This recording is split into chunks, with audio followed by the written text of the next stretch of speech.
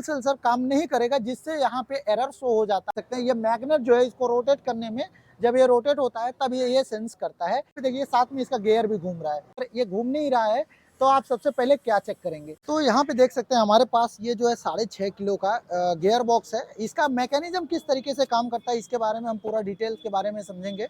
और यहाँ पे ड्रेन मोटर किस तरीके से काम करता है, गियर बॉक्स किस तरीके से काम करता है, ड्रेन मोटर कब चालू होता है, ड्रेन मोटर चालू होता है तो ये क्या क्या काम करता है, जिससे हमारा क्या क्या प्रोसेस चालू होता है। तो सबसे पहले हम स्टार्ट करते हैं ड्रेन मोटर से, क्योंकि यहाँ पे जब भी आप कोई भी टॉप लोड वॉशिंग मशीन का आप मैकेनिज्म खोलेंगे, मतलब गियर बॉक्स डालने के लिए या इसका कोई भी प्रोसेस समझने के लिए, तो उसके अंदर खाली इतना ही जो है प्रोसेस पूरा लगा होता है। उसके अंदर एक ड्रेन मोटर होता है और यहाँ पे डंप वाल होता है, यहाँ गियर बॉक्स होता है, एक मोटर होता है जो बेल्ट के सारे कनेक्टेड होता है। तो दोस्तों यहाँ पे पूरा वीडियो में इसी के बारे में बताने वाला हूँ कि क्या चीज़ का क्या प्रोसेस होता है, किस तरीके से वो काम करता है। तो चलिए सबसे पहले हम बात करते हैं।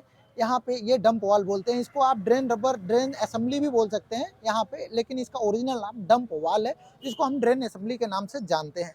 ड्रेन असेंबली का मेन काम क्या होता है कि जो हमारा पानी इसके अंदर स्टोर होता है उसको ये संभाल कर रखता है, लेकिन वहीं पे जब इसकी ज़रूरत खत्म हो जाती है पानी की, तब यहाँ से ये ड्रेन मोटर खींचता है कुछ इस तरीके से। तो यहाँ से ये जो है वाल इसके अंदर लगा होता है। किस तरीके का वाल लगा होता है दिखा देता हूँ आपको। ये बहुत टाइट होता है, थोड़ा खोलने में थोड़ा तकलीफ होता है, लेकिन अच्छा है क्योंकि ये अगर जो ढीला रहेगा तो फिर यहाँ पे तकलीफ होना स्टार्ट हो जाएगा, पानी ऑटोमेटेड जो है वो लीकेज करना स्टार्ट कर देगा।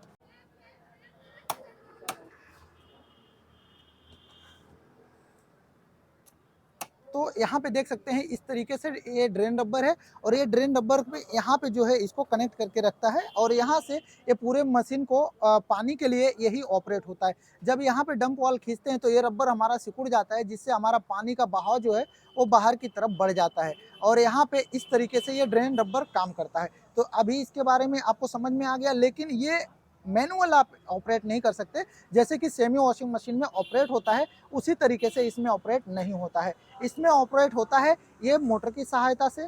तो यहाँ पे पहले हम इसको टाइट कर लेते हैं थोड़ा।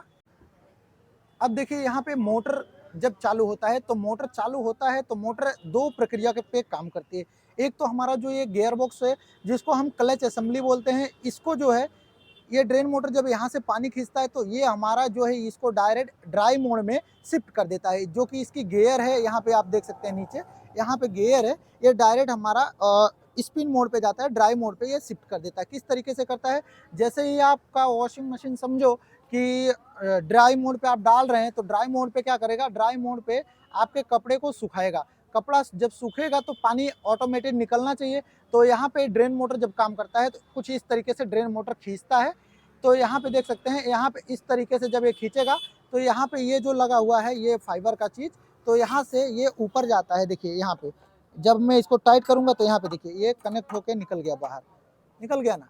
यहाँ पे देख सकते हैं इस तरीके से ये यहाँ से गियर से हट गया, तब ये गियर से हटेगा तब ये पूरा गियर इस तरीके से मतलब जो अपना एंटी क्लॉकवाइज घूमेगा, जिससे हमारा गियर असेंबली पूरी अच्छी तरीके से काम करना स्टार्ट कर देगी। मतलब जब भी हमारा ये गियर शिफ्ट होगा यहाँ से, तो ये ब्रेक जो है यहाँ पे ये ढीला हो जाएगा। अब ब्रेक ढीला होने की वजह से जब हमारा ये मोटर रोटेट करेगा तब ये हमारा पूरा जो है ड्रम स्पिन सेक्शन है जो वो घूमना स्टार्ट कर देगा। तो मैनुअली एक मोटर जो ड्रेन मोटर है वो दो काम करता है कि एक तो पानी निकालेगा और उसी के साथ आपको यहाँ पे गियर असेंबली का जो गियर है वो फ्री कर देगा, जिससे आपका स्पिन होने में काफ़ी ज़्यादा मदद हो जाता है। और यही जो अगर जो आप गियर शिफ्ट नहीं करते हैं, अगर जो यहाँ पे ये गियर शिफ्ट नहीं होता है तो ये हमारा केवल वॉश मोड होता है उसमें चलेगा। खाली इसका जो पल्सेटर होता है जो नीचे वाला, वही खाली ये ऑपरेट करेगा, चाहे आप इसको रिवर्स करिए चाहे फॉरवर्ड करिए। तो यहाँ पे इस तरीके से खाली दो ही चीज़ इसका ऑपरेट होगा, रिवर्स फॉरवर्ड में। लेकिन जब तक ये नहीं घिंचा रहेगा लेकिन अब जब आप समझ लीजिए इसका ड्रेन मोटर इस तरीके से चालू हो गया, तब ये हमारा अब जो है शिफ्ट हो गया कहाँ पे, ये हो गया ड्राई मोड पे, जिससे हमारा पूरा ड्रम घूमेगा। और यहाँ पे देखिए साथ में इसका गियर भी घूम रहा है। तो यहाँ पे समझिए अगर जो ये गियर घूम रहा है तो ये हमारा स्पिन मोड पर है। तो इस तरीके से यहाँ पे ये काम करता है। और बात करें गियर बॉक्स की, तो गियर बॉक्स में सेम प्रक्रिया, यही ड्रेन मोटर सारा काम करता है गियर बॉक्स के लिए। अगर जो सपोज करिए कि आपका वॉशिंग मशीन जो है चालू में बंद हो गया मतलब आपका ड्राई में जो है आपका स्पिन चल रहा है, स्पिन चालू किया है आपने, लेकिन उसका केवल पल्सेटर घूम रहा है इस तरीके से, क्योंकि ये जो आपका ये जो नीचे वाला सेक्शन है गियर, ये घूम नहीं रहा है। तो आप सबसे पहले क्या चेक करेंगे, तो सबसे पहले आपको चेक करना है यहाँ पे ये ड्रेन मोटर। अगर जो आपका ड्रेन मोटर यहाँ से खिंचाव नहीं करेगा तो आपका ये जो है स्पिन में काम नहीं करेगा, आपका ड्रम केवल पल्सेटर ही घूमेगा। उस सिचुएशन में आपको क्या करना है, ड्रेन मोटर को चेक करना है। अगर जो ड्रेन मोटर खराब है तो आप उसको चेंज कर सकते हैं। अब बात आते हैं कि ये रिवर्स फॉरवर्ड कैसे होता है। तो रिवर्स फॉरवर्ड मेन चीज करने के लिए क्या होता है, हमारे ये मोटर होता है जहां से यहाँ से 3 वायर देख सकते हैं आप, 3 वायर दिया हुआ होता है।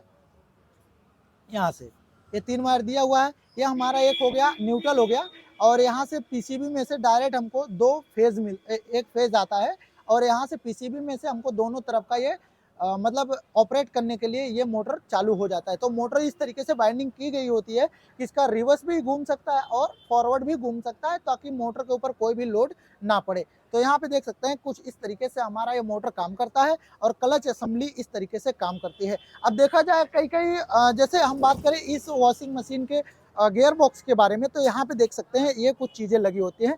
इसको हम होल सेंसर बोलते हैं, जो कि अभी जो नया मॉडल में आ रहे हैं, जैसे फ्रंट लोड वॉशिंग मशीन हो गया, उस मॉडल में क्या होता है, होल सेंसर दिया रहता है। जैसे कि वॉशिंग मशीन में ये हमारा गियर बॉक्स जाम हो गया, और गियर बॉक्स जाम होने की वजह से जो है ये काम नहीं कर रहा है, या इसमें कोई और चीज़ कपड़े फंस गए, तो होल सेंसर काम नहीं करेगा, जिससे यहाँ पे एरर शो हो जाता है।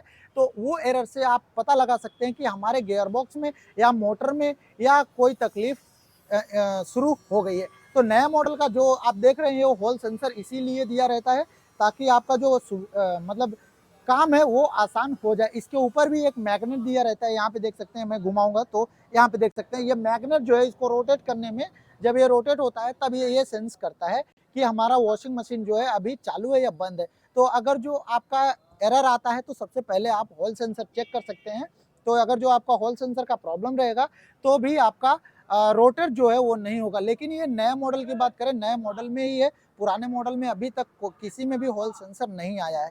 तो दोस्त यहाँ पे देख सकते हैं, यहाँ पे मोटर है, और यहाँ पे क्लच असेंबली जिसको हम गियर बॉक्स बोलते हैं, यहाँ पे ड्रेन असेंबली जिसको हम डंप वाल बोलते हैं, और ये है हमारा ड्रेन मोटर जिसको यहाँ पे ड्रेन मोटर ही बोला जाता है। तो आशा करता हूँ आपको ये पूरी अच्छी तरीके से वीडियो समझ में आई होगी, और अगर जो आपको ये वीडियो समझ में आया होगा तो वीडियो को लाइक करिए, चैनल पे नए हैं तो सब्सक्राइब करिए ऐसे इन्फॉर्मेटिव वीडियो देखने के लिए, और ऐसे ही कंटेंट देखने के लिए, यूजफुल देखने के लिए। अगर जो आपके पास कोई भी सुझाव हो तो आप हमको कमेंट करके जरूर पूछ सकते हैं। आशा करता हूँ आपको जल्द से जल्द जवाब देने के लिए। मिलते हैं किसी नेक्स्ट वीडियो में।